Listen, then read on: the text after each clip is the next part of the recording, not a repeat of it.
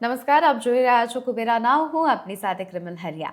આજે 6 ઓગસ્ટનો દિવસ, સેન્સેક્સની એક્સપાયરીનો દિવસ. આજના દિવસે માર્કેટ કઈ રીતના થયા એના ઉપર એક વખત નજર કરી લઈએ.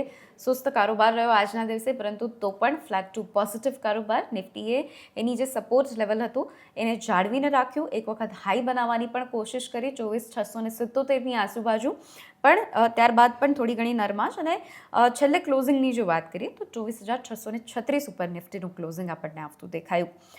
સેન્સેક્સની જો વાત કરી લઈએ, 78,954ની પાસે ક્લોઝિંગ, લગભગ 400 પોઈન્ટ્સ જેટલો વધારો સેન્સેક્સમાં. નિફ્ટીની પણ જો વાત કરી લઈએ, નિફ્ટી બેંકની 58,063ની આસપાસનું નિફ્ટી બેંકનું ક્લોઝિંગ, અને અહીંયા પણ લગભગ 300 પોઈન્ટ્સ જેવી મજબૂતી આજના દિવસે આવતી દેખાય. Nifty IT, Nifty auto, Nifty metal અને એની સાથે નિફ્ટી મીડિયા અને નિફ્ટી રિયાલ્ટી, આ બધા જ સેક્ટર્સ કે જ્યાં આપણને આજે થોડું ઘણી નરમાશ જોવા મળી અને નિફ્ટીને એમાં આપણને લાલ ઝોનમાં કારોબાર જોવા મળ્યો. એડવાન્સ ડિક્લાઇન રેશિયો ઉપર નજર કરી લઈએ, 1,504 શેર્સ કે જે એડવાન્સની તરફ અને 1,511 શેર્સ કે જે ડિક્લાઇન તરફ આજના દિવસે આવતા દેખાયા. એફઆઈઝ અને ડીઆઈઝની ખરીદી ઉપર નજર કરી લઈએ. ડીઆઈઝની ભારી ભરખમ ખરીદદારી 2,883.17ની સામે. એફઆઈઝની જો વાત કરીએ તો 943.42ની વેચવાલી, મામૂલી વેચવાલી, પરંતુ તો પણ વેચવાલી. આજના દિવસે ટોપ ગેનર્સ અને ટોપ લૂઝર્સ ઉપર એક વખતના નજર કરી લઈએ. સૌથી પહેલાં નિફ્ટીના ટોપ ગેનર્સની જો વાત કરીએ, રિલાયન્સ ક્લિયરલી 3.5%ની આસપાસનો રિલાયન્સમાં વધારો. એસબીઆઈ 2.84%, ભારત ઇલેક્ટ્રોનિક્સ 2.36%, એટર્નલ 1.90% અને ટાઇટન કંપની 1.74%ની આસપાસનો વધારો નિફ્ટીના ગેનર્સની અંદર આ શામેલ. એની સાથે સાથે ટોપ લૂઝર્સની પણ જો એક વખત વાત કરી લઈએ, સૌથી પહેલું નામ આવી રહ્યું છે પાવર ગ્રીડનું 4%નો ઘટાડો, ટાટા સ્ટીલ 1.91%નો ઘટાડો, જેએસડબલ્યુ સ્ટીલ 1.66%નો ઘટાડો.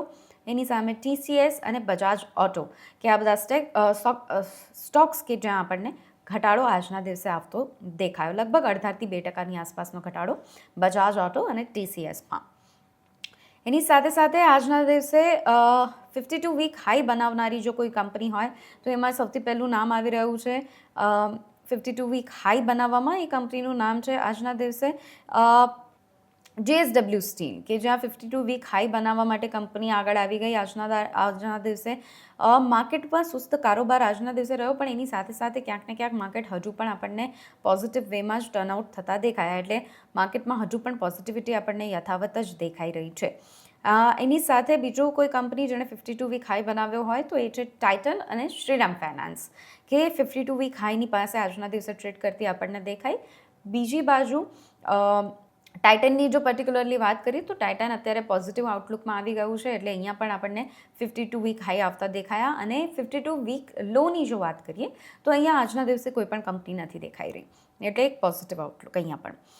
લોંગ બિલ્ડઅપની વાત કરી લઈએ એક વખત, Kalyan jewellers, Shriram finance, HL અને ટ્રેન્ડ, કે જ્યાં લોંગ બિલ્ડઅપ આજના દિવસે થતું દેખાયું. અને short buildup Blue Star company, Power Grid, Jubilant food, 361 અને હિન્દ ઝિંક, કે જ્યાં આપણને શોર્ટ બિલ્ડઅપ આજના દિવસે આવતું દેખાયું. સૌથી વધારે જે એક્ટિવ સ્ટોક્સ હતા આજના દિવસે એમાં ક્લિયરલી રિલાયન્સનું નામ પહેલાં આવી ગયું, ત્યારબાદ આઈસીઆઈસી બેંક, એસબીઆઈ અને એચડીએફસી બેંક સૌથી વધારે એક્ટિવ હતા આજના દિવસે. એચડીએફસી બેંક લાલ ઝોનમાં આપણને ક્લોઝિંગ આપ્યું મામૂલી એવા ઘટાડા સાથે, ફ્લેટ ટુ નેગેટિવ, પણ એની સામે રિલાયન્સ, આઈસીઆઈસી બેંક અને એસબીઆઈ એ ત્રણેય કાઉન્ટર્સમાં આપણને ભારી ભરકમ મજબૂતી, લગભગ 4%થી 2%ની આસપાસની મજબૂતી આજના દિવસે આવતી દેખાઈ. એટલે આજના દિવસે નેટ આપણને પોઝિટિવ આઉટલુક આવતા દેખાયો છે. કેશની જો પરિસ્થિતિની વાત કરીએ તો કેશ પણ આજના દિવસે આપણને સેટલ ડાઉન થતાં દેખાયું. એફએનઓ માર્કેટનું જ્યારે ક્લોઝ આવ્યું, ત્યારબાદ કેશ માર્કેટનું જ્યારે ક્લોઝ આવ્યું અને ત્યારબાદ ફરીથી જ્યારે એફએનઓ માર્કેટનું ક્લોઝ આવ્યું, એ ત્રણેય ટાઈમ ઉપરની જો આપણે પરિસ્થિતિની વાત કરીએ તો અહીંયા પોઝિટિવ આઉટલુક આપણને આવતું દેખાયું. માર્જિન્સ આપણને સેમ આવતા દેખાયા, લેવલ્સ પણ આપણને સેમ આવતા દેખાયા. છેલ્લા જે 3-4 દિવસથી આપણને લેવલ્સમાં આગળ પાછળ આવતા હતા, 150થી 200 પોઈન્ટ્સનો જે ફરક પડતો હતો એ ફરક આજના દિવસે ઘટી ગયો અને લગભગ 10થી 20 પોઈન્ટ્સ જેવો ફરક આપણને આજના દિવસે આવ્યો. એટલે ધીરે ધીરે હવે આ કેશની જે પરિસ્થિતિ છે એનાથી પણ જે ટ્રેડર્સ છે એ વાકેફ થઈ રહ્યા છે અને ધીરે ધીરે એમાં પણ હવે પોઝિટિવિટી આપણને આવતી દેખાઈ રહી છે. આવતીકાલના માર્કેટ ઉપર જો વાત કરીએ તો નિફ્ટીનું પોઝિટિવ આઉટલુક દેખાઈ રહ્યો છે. આજે ભલે સુસ્ત કારોબાર રહ્યો પણ આવતીકાલના માર્કેટ ઉપર નજર રહેશે, કારણ કે યુએસના પ્રેસિડેન્ટ ડોનાલ્ડ ટ્રમ્પ એ હજુ પણ વાતચીત કરવાની ફેવરમાં જ છે અને લગભગ ડીલ નક્કી થવાની પણ તૈયારીમાં છે એવું સૂત્રો કહી રહ્યા છે. એની સાથે આજની આખી રાત અને કઈ રીતની પરિસ્થિતિ આવતીકાલ સવાર સુધી આપણને ગ્લોબલ લેવલ ઉપર મળશે, કેટલા જીઓપોલિટિકલ તણાવની વચ્ચે પોઝિટિવ ન્યૂઝ આપણને આવશે, એના ઉપર રહેશે. ઇન્ડિયન માર્કેટમાં આવતીકાલે અમુક પરિણામ Godrej consumer, SBI, Hindalco, PFC, oil India અને કેન્સ ટેકનોલોજી મહત્વના પરિણામ આવતીકાલે એના આવતા દેખાશે. એના ઉપર માર્કેટની નજર રહેશે. થોડું ઘણું આઉટલુક આપણને આજે પણ દેખાઈ ગયું અને સ્ટોક્સ આ બધામાં જ થોડું ઘણું આપણને ફેરફાર પણ આજના દિવસે આવતો દેખાયો, પણ તો પણ આવતીકાલના માર્કેટ ઉપર આપણે એના ઉપર નજર રહેશું.